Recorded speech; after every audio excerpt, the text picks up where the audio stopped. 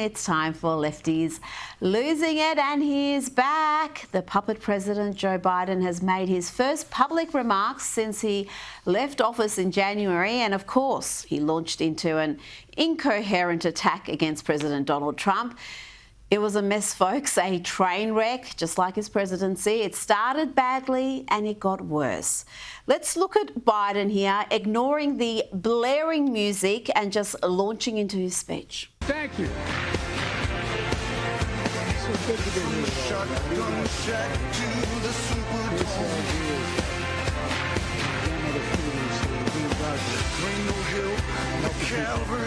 We deserve. Oh, they had to abruptly cut the music because he wasn't stopping, folks. He was going to keep talking even though no one could hear him. Bless. Perhaps they should have kept the music going. Well, that's what you're all about. That's what the legislation's about. It's about dignity. Simple dignity. Everyone deserves to be treated with dignity, regardless of their standing, regardless of the economic situation, regardless of who they are. Making sure that more than 60 million Americans who are living with disabilities are treated with dignity is who we are as Americans. That's what it's about. I mean it. It was classic Joe Biden, gibberish, barely coherent sentences, bursts of anger and shouting, and whatever this is. Pulled into the parking lot, and I had never seen hardly any black people in Scranton at the time and I was only going in the 4th grade. And I remember seeing the kids going by at the time called colored kids on a bus going by. Okay, Joe, Biden's cognitive decline is nothing new. It was evident even before he became president. Remember this? Got hairy legs that turn blonde in the sun, and the kids used to come up and reach in the pool and rub my leg down so it was straight, and then watch the hair come back up again. They'd look at it. So I learned about roaches. I learned about kids jumping on my lap, and I've loved kids jumping on my lap. He learned about roaches. He learned about kids jumping on his lap, and he loves kids jumping on his lap. That was before he was president.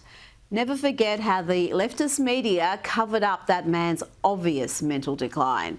Now, talking about mental decline, let's check in with Bernie Sanders, who was at Coachella. Yes, the millionaire socialist with 3 houses thought a music festival was the perfect place for this anti-Trump sermon. We need you to stand up to fight for justice. He thinks that climate change is a hoax. He is dangerously wrong. And you and I are going to have to stand up to the fossil fuel industry and tell them to stop destroying this planet. Yes, I'm sure the drugged-up yuppies at Coachella really appreciated that rant, and everything at that music festival is actually dependent on fossil fuels, including the jets the rich and famous take to perform or attend the festival. There was plenty more lefties losing it at Coachella. Here is Kneecap. Kneecap, Google tells me it's a Irish hip-hop group, as if that's a thing. They had the drugged-up yuppies in California singing this delightful tune about Margaret Thatcher. If anybody was wondering, Margaret Thatcher is still dead. Maggie's in a box, in a box. Maggie's in a box. Na na na na na na na na na na. Maggie's in a box, in a box. Maggie's in a box. Yes, the greatest female leader we have seen died at the age of 87 12 years ago, and these sad losers are still chanting about it. And rounding up the Coachella lunacy are middle-aged, mascara-wearing pop rockers Green Day, who have taken a break from their pro-Palestinian activism to again rail against MAGA. Well, maybe I'm America. I'm not a part of a MAGA agenda. Now, it seemed like only last week we were laughing at Democrat Cory Booker's stunt of talking for 24 hours straight. We wondered whether he was wearing an adult nappy. Those questions were never answered. And bless him, Cory Booker is back now, and he's not only providing lols, but hugs. What are we going to do about protecting LGBTQ rights and trans rights for those who don't have a voice that can speak up? This is not a costume. This is who I am, and I am not about to let him tell me who I am. Thank you for coming. So first of all, can I have a hug? Yes.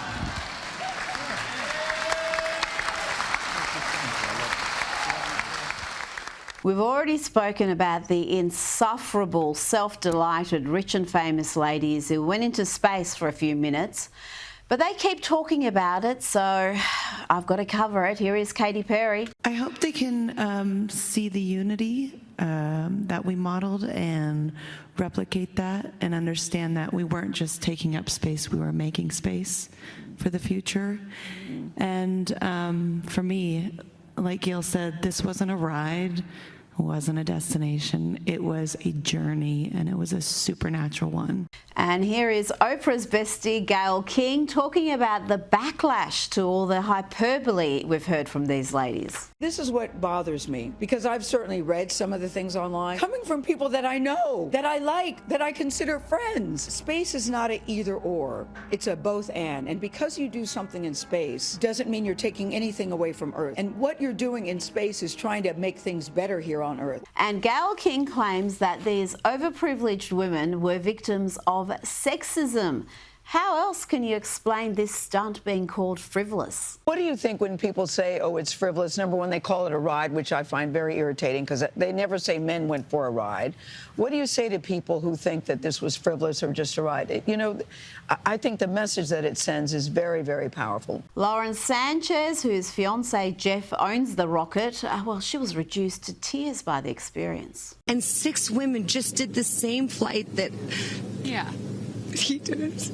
Oh, I just want to keep hugging you. It's really cool. Yeah. And I hope that more people get to see this because I feel I don't even know how much it's going to change me. And if you thought that was bad, watch this performance from Katy Perry.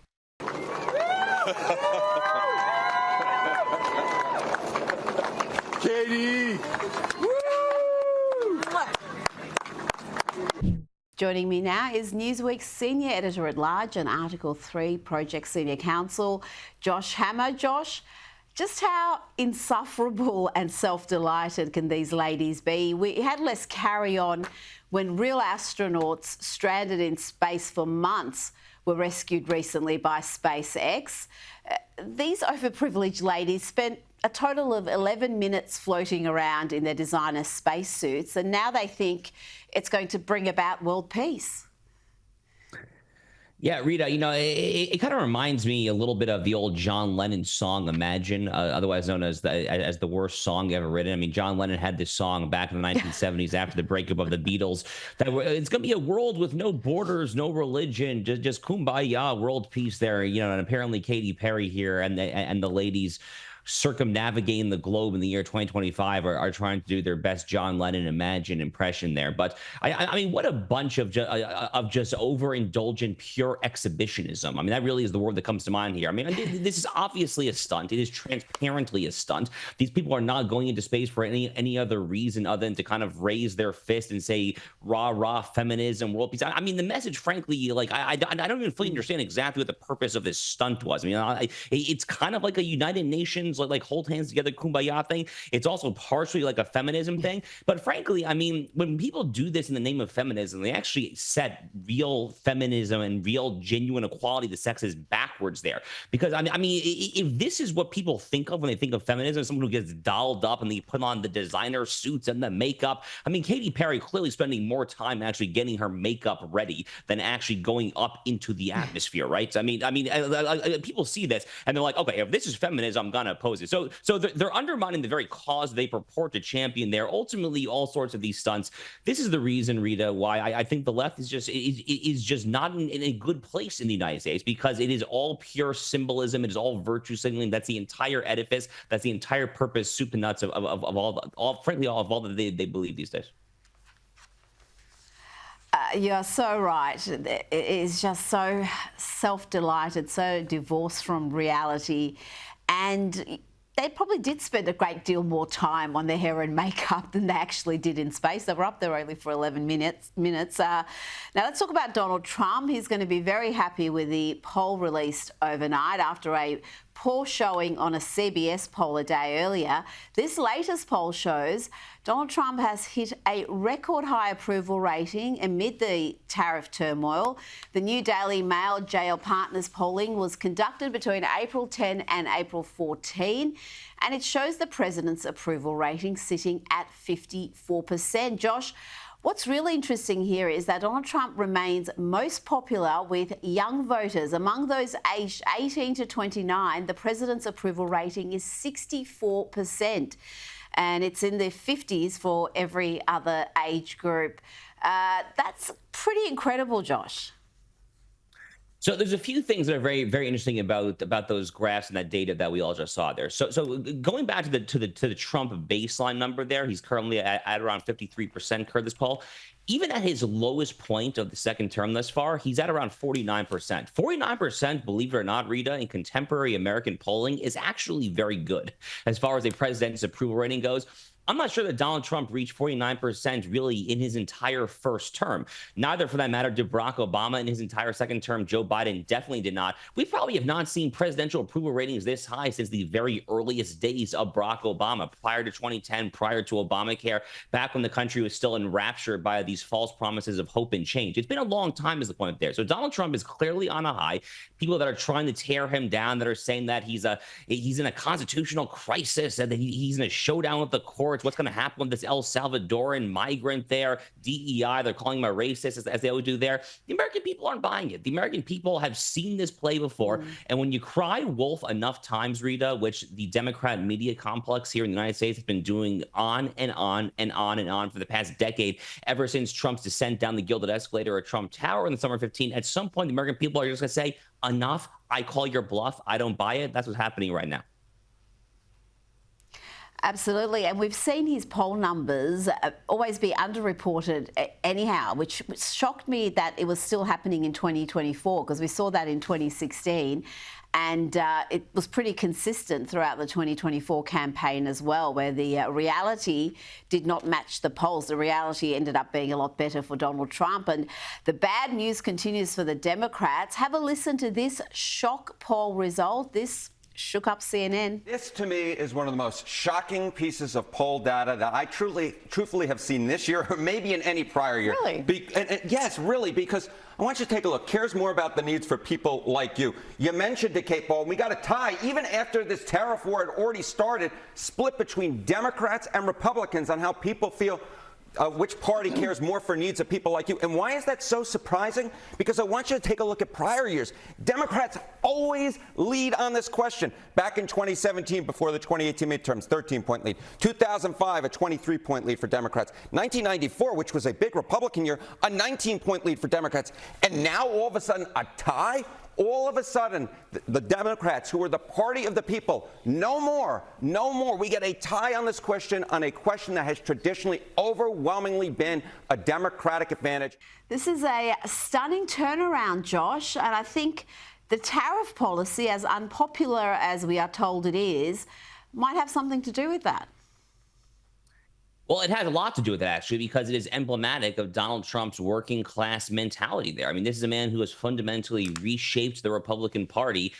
And, you know, people say that it's Donald Trump's party. No, there's actually a very long historical school of thought when it comes to this more nationalist, populist strand of conservatism. I think back actually as far back as Benjamin Disraeli, the 19th century British prime minister, he coined the term one nation conservatism. It's this idea that the working class and the middle class really is the country. For far too long, the Republican Party veered in a pro-elite, pro-Wall Street direction. They lost track of who they were. They completely abandoned the very people that made this country great in the first place. Donald Trump is bringing it back there, and his pro-tariff, pro-industrial policy measures, I think, are very much part of the appeal. He recognizes that our economists, our ruling elites, both parties, went way too far down the rabbit hole on maximizing vague nostrums such as economic efficiency and consumer surplus. Well, what about the notion of manufacturing? What about just making stuff there? What about the fact that China has just taken all of America's national security critical supply chains there? This stuff actually matters a lot. Donald Trump's the guy to do it there. He's the champion of the working class. And you see right there in the CNN poll, you know, Harry Enton there is a CNN guy. I've known Harry since I was 18 years old. We go way back. I feel, Rita, that Harry's trying to tell the CNN audience a message there. I'm not sure the CNN audience wants to listen to that message, though. No, I think when he brings them news like that, they just turn off. Now, we talk about constitutional crisis. This, I think, is the real constitutional crisis. We've had another Obama-appointed judge, this time Indira Talwani, blocking the Trump administration from cancelling a program introduced by Joe Biden that granted parole and the right to work to more than 500,000 immigrants from countries like Haiti and Venezuela. What happens next year, Josh? What can the administration do about these activist judges who are undermining the authority of the duly elected president? Well, there's a lot, frankly, that Congress and the president acting in tandem can do. Fortunately for Donald Trump, his party Republicans control both houses of Congress. So if they actually wanted to, they could solve this problem essentially overnight. So here are among the various things they could do. You can, of course, get the ball rolling on judicial impeachment if there is a truly rogue judge. Now, admittedly, that would require a 2/3 majority in the Senate, so it's a bit of a long shot there. But you could pass legislation, Congress could pass, and the president could sign into law such things as jurisdiction stripping legislation. Congress has the ability in our constitutional order to basically dictate what types of cases federal judges can hear. If Congress wants to say that in a certain type of case, a certain cause of action, the federal courts have no jurisdiction, it's only state courts and local courts that hear it, Congress can do that there. When it comes to some of these so-called nationwide injunctions, which are flagrantly and frankly offensively unconstitutional, Congress could abolish that overnight tomorrow if we want to. Congress has full authority to detail what remedies a federal court can issue and cannot issue there. And frankly, Rita, I mean, if the courts really ultimately do want to play this game, they really want to go down there. Ultimately, I think it's worth bearing in mind. In the Federalist number 78 from Alexander Hamilton, one of our great founding fathers, he famously said that the judiciary is the least dangerous branch because it has neither force nor will, but merely judgment, and depends upon the efficacy of the executive branch, even for the enforcement of its own judgments. I emphasize that latter part there because it's something of a truism. The courts literally cannot enforce their own orders. In fact, the mere fact that a judicial opinion has been rendered in our system, it is the persuasive ability of that opinion that controls whether the executive will enforce it. So at some point, frankly, their own hubris really could get the better of them. Now, this is big news. Earlier today, New York Attorney General Letitia James, who was behind so much of the lawfare against Donald Trump in New York, has now been referred herself for possible prosecution over allegations of mortgage fraud. What else can you tell me about this, Josh? Well, this is pretty brand new stuff across the transom, but it looks to me like Tish James listed the Commonwealth of Virginia, the state of Virginia, as her primary residence back when she was applying for a mortgage back in 2023. The problem is that Tish James has been the Attorney General of New York State for far longer than that there. So, I mean, square that circle for me. How can you legally get away with calling one state your primary residence to try to get a more favorable mortgage interest rate type loan? And on the other hand, you're the Attorney General of a different state there. But, you know, Rita, this is really nothing new. I mean, Democrat lawmakers, Democrat prosecutors, they play by an entirely different set of rules. I mean, Tish James, we all remember her for being front and center of the lawfare, of the Democrat lawfare complex, a sprawling campaign to try to deprive Donald Trump of getting his second term in office there. I think about Fani Willis as well. Fani Willis is in Atlanta, Georgia, Fulton County, Georgia. Fani Willis was on the wrong side of the law as well. So many of these Democrat prosecutors, Rita, they just flip their hands. They say, you know what? I am the lawyer here. I'm the prosecutor. Screw you. I'm going to make the rules here. You better come at me there. But you know what? The Trump DOJ is calling her bluff in this case, Tish James, because she could find herself on the wrong side of the law for good. It'll depend on which judge they draw there. But I like what I see so far. I like the aggressiveness of the administration in bringing these charges. A bit of irony given the cases she pursued against Donald Trump, but there's got to be a reckoning for some of these activist prosecutors. I mean, she launched her whole campaign on the premise of getting Trump. She wasn't even hiding how she was going to politicize that office. Yeah, 100%. She literally ran in 2018 for Attorney General of New York State on a platform of, I don't like Donald Trump and I am going to get him by any means necessary.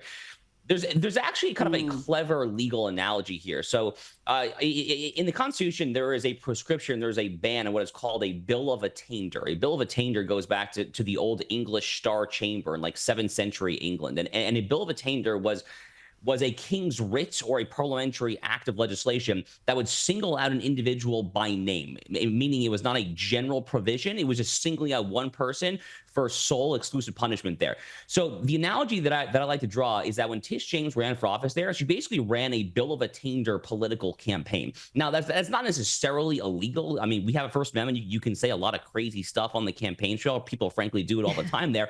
But it's morally repulsive. It's morally repulsive there, and it says a lot about her character, frankly, or lack thereof. Josh Hammer, thanks so much for your time tonight.